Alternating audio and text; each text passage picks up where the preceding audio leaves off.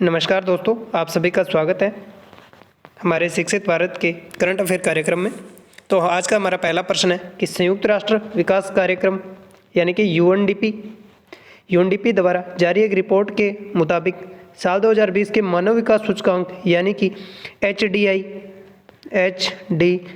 में भारत को 189 देशों में कौन सा स्थान प्राप्त हुआ है।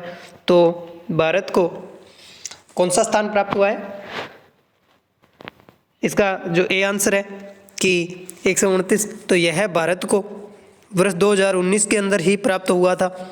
और इस बार क्या है, भारत 2 स्थान फिसल गया है। तो इस बार भारत का 2020 में भारत का स्थान कौन सा है, 131वां। तो इसका सही आंसर क्या होगा, इसका सही आंसर होगा आंसर बी, यानी कि 131वां स्थान भारत को क्या है, इसके अंदर प्राप्त हुआ है। 131वां स्थान भारत को इसके अंदर प्राप्त हुआ है। और इसका जो सी ऑप्शन है 133वां स्थान इस बार किसको प्राप्त हुआ है, ये हुआ है बांग्लादेश को, ये हुआ है बांग्लादेश को इसमें प्राप्त हुआ है।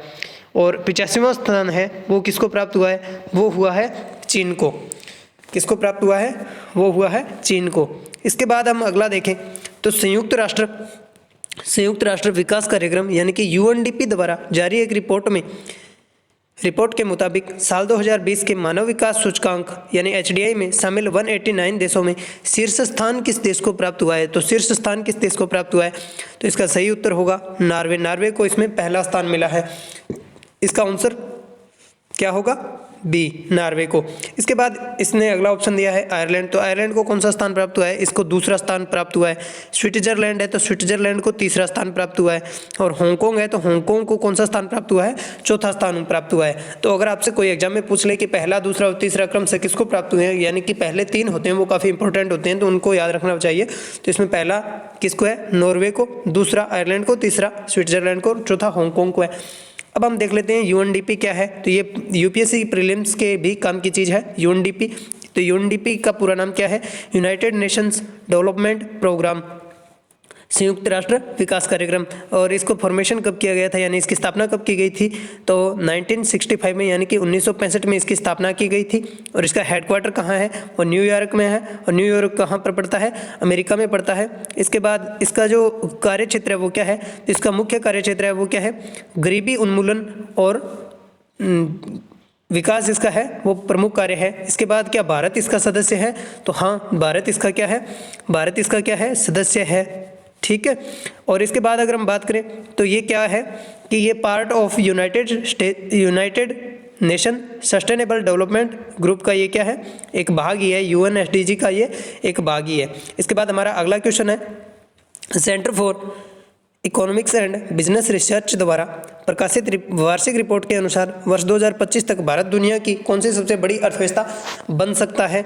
तो ये जो centre for economics and business research है, CEBR, ये ब्रिटेन की एक स्वतंत्र अध्ययन करने वाली एक संस्था है जो अर्थव्यवस्था पर अपने आंकड़े वार्षिक रूप से प्रकाशित करती है।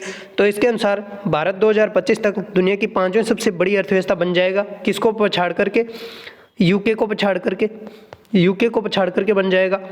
यूके यानी यूनाइटेड किंगडम, ब्रिटेन। तो इसके अगर देखें हम तो वर्तमान में भारत कौन सी दुनिया की सबसे बड़ी अर्थव्यवस्था है, तो 6ठी है। वर्तमान में भारत क्या है, वर्तमान में भारत है वो दुनिया की 6ठी है। और 2019 में, वर्ष 2019 में भारत क्या था, विश्व की 5वीं सबसे बड़ी अर्थव्यवस्था बन गया था ब्रिटेन को पछाड़ करके। लेकिन क्या था, 2020 में आई आर्थिक मंदी और कोरोना की वजह से 2020 में भारत वापस क्या हो गया, 2020 में भारत वापस 6ठी बड़ी अर्थव्यवस्था बन गया, यानी चीन वापस आगे ब्रिटेन है वो वापस आगे निकल गया। अगर हम देखें कि दुनिया की पहली सबसे बड़ी अर्थव्यवस्था कौन सी है, तो ये है यूएसए यानी कि अमेरिका। और तीसरी सबसे बड़ी अर्थव्यवस्था कौन सी है, वो है जापान। तो centre for economics and business research के अनुसार इन्होंने एक दावा ये भी किया है कि अगर इसी तरह से सब कुछ चलता रहा तो भारत अपने क्षेत्र में अत्यधिक सुधार करते हुए वर्ष 2030 तक भारत है वो दुनिया की तीसरी सबसे बड़ी अर्थव्यवस्था है वो बन जाएगा।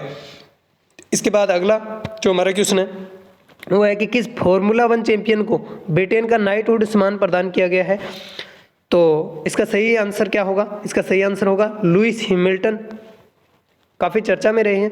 और इसके बाद अगर हम देखें माइकल शूमाकर, तो इनके नाम भी क्या थे? इनके नाम सात बार का जो क्या था फॉर्मूला 1 चैंपियन का रिकॉर्ड था, जिसकी अक्टूबर 2020 में लुइस हैमिल्टन ने क्या कर लिया? बराबरी कर ली थी। और अभी क्या है, माइकल जो शूमाकर थे इनके नाम 91 जीत थी, और जो लुइस हैमिल्टन है इन्होंने 95 जीत करते हुए, यानी जो माइकल शूमाकर थे इनके नाम कितनी थी? इनके नाम 91 जीत थी, लेकिन जो लुइस हैमिल्टन है इन्होंने कितनी जीत कर ली अभी तक? ये 95 बार जीत चुके हैं। और अगर हम बात करें लुइस हैमिल्टन की, तो ये किस टीम से जुड़े हुए हैं? ये मर्सिडीज से जुड़े हैं, मर्सिडीज से जुड़े हुए हैं। इसके बाद अगर हम देखें वोल्टेरी बॉटास, तो ये भी क्या है? ये भी फॉर्मूला 1 का विगत चैंपियन रहा है। इसके बाद अगर हम देखें तो हाल ही में किस राज्य सरकार ने अपनी सौर ऊर्जा नीति 2021 की घोषणा की है, जिसमें उन्होंने 2022 तक सौर और पवन ऊर्जा का उत्पादन 30,000 मेगावाट तक ले जाने का लक्ष्य रखा है। कब तक रखा है? 2022 तक रखा है 30,000 मेगावाट का, यानी कि 30 के मेगावाट तक इन्होंने क्या है अपना जो लक्ष्य है वो रखा है। इसके बाद अगर हम देखें तो इसका जो सही उत्तर होगा वो क्या होगा? गुजरात ने अपनी ये नीति जारी की है। और गुजरात के जो सीएम है वो अभी कौन है? वो है श्री विजय जी रूपाणी है। ठीक है।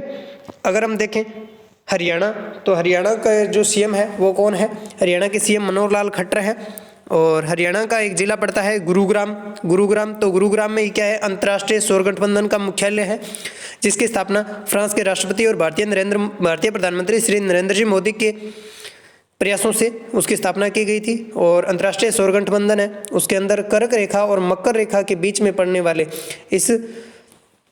इन दो कटिबंधों के बीच में पड़ने वाले क्षेत्र में स्थित देशों का एक समूह था, जिसमें अभी हाल ही में क्या कर दिया गया है कि इसमें जो संयुक्त राष्ट्र संघ के सभी सदस्य हैं उनको उसके सदस्य बनने के लिए अनुमति प्रदान कर दी गई है। राजस्थान है, उसमें भी सौर ऊर्जा की अपार संभावनाएं हैं। तो यहाँ के जो मुख्यमंत्री है वो श्री अशोक जी गहलोत हैं।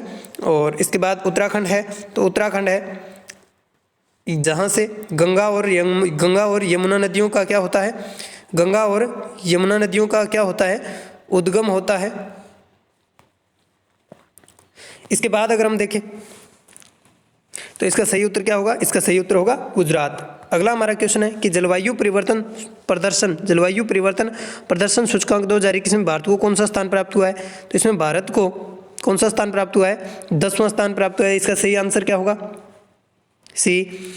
और अगर हम बात करें 9वीं की, तो भारत को पिछले वर्ष यानी गत वर्ष 9वां स्थान प्राप्त हुआ था। भारत को गत वर्ष क्या था? 9वां स्थान था। इसके बाद अगर हम बात करें तो चौथा स्थान किसको प्राप्त हुआ है? तो इसमें चौथा स्थान है वो स्वीडन को प्राप्त हुआ है। और 1 से लेकर के 3 तक किसी भी देश को दुनिया में स्थान प्राप्त नहीं हुआ है।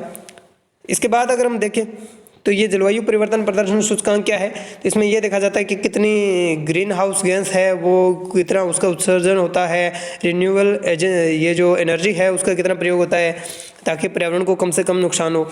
ठीक है, तो ये लगातार दूसरा वर्ष है, लगातार ये क्या है? सेकंड वर्ष है, जिसके अंदर क्या है? भारत को अंडर 10 में क्या है? स्थान प्राप्त हुआ है। यानी कि पिछली बार 9वां था, इस बार 10वां है। तो भारत को अंडर 10 में दूसरी बार लगातार क्या है? स्थान प्राप्त हुआ है। और इसकी रिपोर्ट के अनुसार सबसे जो अंतिम स्थान है वो किसको प्राप्त हुआ है? सबसे अंतिम स्थान यूएसए को प्राप्त हुआ है। सबसे अंतिम स्थान यानी अमेरिका को प्राप्त हुआ है। इसके बाद अगला हमारा प्रश्न है कि हाल ही में किस राज्य में भारत की पहली hot air balloon wild life sanctuary launch की गई है? तो इसका सही आंसर क्या होगा? किस राज्य में? तो मध्य प्रदेश में की गई है। मध्य प्रदेश का किस टाइगर रिजर्व में ये की गई है, यानी किस अभयारण्य में की गई है? तो इसका जो अभयारण्य पड़ता है एक बांधवगढ़।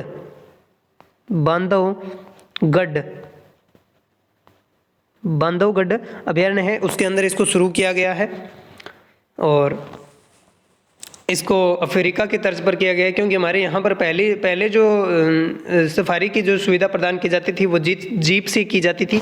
जीप के अंदर बैठ करके और जो पर्यटक थे उनको घुमाया जाता था किसी भी सेंचुरी के अंदर, लेकिन अब वो क्या है, ये बैलून सेवा शुरू कर दी गई है। इसके अंदर लोग क्या है, और ये जो सेवा है वो क्या है, केवल मध्य प्रदेश के इस बांधवगढ़ अभयारण्य में ही शुरू की गई है और वो भी कहाँ तक, केवल और केवल बफर जोन तक शुरू की गई है। बफर जोन तक इसको क्या किया गया है, शुरू किया गया है। और अगर हम बात करें मध्य प्रदेश के अन्य अभयारण्यों की, तो यहाँ पर क्या है, यहाँ पर दो तीन अन्य भी अभयारण्य हैं जो प्रसिद्ध है काफ़ी। एक तो यहाँ पर पेंच अभयारण्य है, पेंच टाइगर रिजर्व है, ठीक है। इसके बाद अगर हम देखें दूसरा, तो यहाँ पर कान्हा है, कान्हा टाइगर रिजर्व है।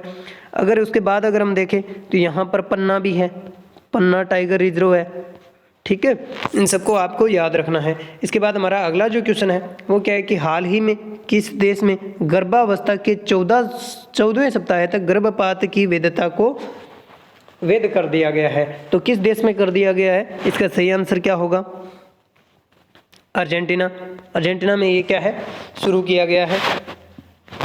तो अर्जेंटीना में पहले क्या था, ऐसा कुछ भी नहीं था, अवैध माना जाता था, गर्भपात करवाने को अवैध माना जाता था, जिससे क्या है, अगर कोई बलात्कार या असुरक्षित यौन संपर्क के द्वारा अगर कोई महिला या लड़की गर्भ से हो जाती थी यानी प्रेग्नेंट हो जाती थी, तो उसको क्या है, उन स्थितियों का सामना करना पड़ता था, क्योंकि वहाँ पर गर्भपात अवैध था, तो उनको काफ़ी इससे फ़ायदा होगा। और इसके बाद अगर हम देखें तो नेपाल है, तो नेपाल हमारे भारत के उत्तर की तरफ और भारत और चाइना के बीच में एक बफर स्टेट की तरह अवस्थित है। केपी शर्मा ओली यहाँ के प्रधानमंत्री है। इजराइल है, वो क्या है, वो पश्चिमी एशिया के पश्चिम की तरफ पड़ते हैं, जहाँ पर ये काफ़ी चर्चा में रहता है। पीछे इसको मान्यता दी थी, इसकी राजधानी को यूएसए ने यरूशलेम को इसकी राजधानी की मान्यता दी थी। और बहुत ही छोटा सा देश है जो गाजा पट्टी और फिलिस्तीन इजराइल विवाद के कारण चर्चा में रहता है। गाजा पट्टी जैसे कुछ एरिया, गोलन की पहाड़ियाँ वगैरह, उस पर इन्होंने कब्जा वगैरह कर लिया है। और भारत के साथ इनके संबंध भी काफ़ी अच्छे हैं। और पाकिस्तान है, ये भारत का पड़ोसी देश ही है, जो भारत के साथ पश्चिमी अंतर्राष्ट्रीय सीमा को साझा करते हैं। यहाँ के जो राष्ट्रपति है वो क्या है, इमरान खान है, इमरान खान है। और यहाँ के अगर जो हम बात करें तो प्रधानमंत्री बेंजामिन नेतान्याहू है, बेंजामिन नेतान्याहू है, बेंजामिन नेतान्याहू है। और इसके बाद अगर हम देखें थोड़ा सा अर्जेंटीना के बारे में विस्तार से, तो अर्जेंटीना है वो भारत, हमारे जो पूरा ग्लोब है यानी कि पृथ्वी है उसमें यहाँ पर स्थित है, यानी कि ये किस महाद्वीप में स्थित है। तो ये महाद्वीप की बात करें तो ये क्या है, दक्षिणी अमेरिका में है, दक्षिणी अमेरिका में स्थित है। अगर इसको हम थोड़ा सा जूम करके देखें तो ये कहाँ पर स्थित है, ये कहाँ पर स्थित है, ये यहाँ पर पड़ता है। इसके पश्चिम की ओर क्या है, चिली, और इसके उत्तर की ओर क्या है, पराग्वे, और यहाँ पर थोड़ी सी सीमा बोलिविया से लगती है। और इधर इसके उत्तर पूर्व में उरुग्वे है, और यहाँ पर ये महासागर आ गया। अगर हम इसकी बात करें तो इसे यहाँ के जो राष्ट्रपति है वो कौन है, अल्ब्रेटो फर्नांडीज यहाँ की क्या है, राष्ट्रपति है। यहाँ की राष्ट्रीय भाषा है वो क्या है, स्पेनिश है। यहाँ की राजधानी है वो क्या है, यह ब्यूनस आयरस है इसकी राजधानी।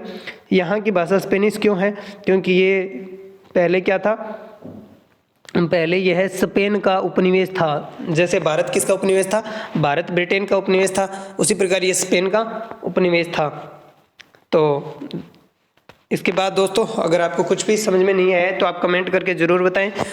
और इस प्रकार की वीडियो से प्राप्त करने के लिए हमारे चैनल को सब्सक्राइब करें और बेल आइकन को प्रेस जरूर करें, क्योंकि जब भी हम वीडियो डालेंगे तो आपको नोटिफिकेशन के द्वारा सूचनाएं प्राप्त होती रहेगी। धन्यवाद।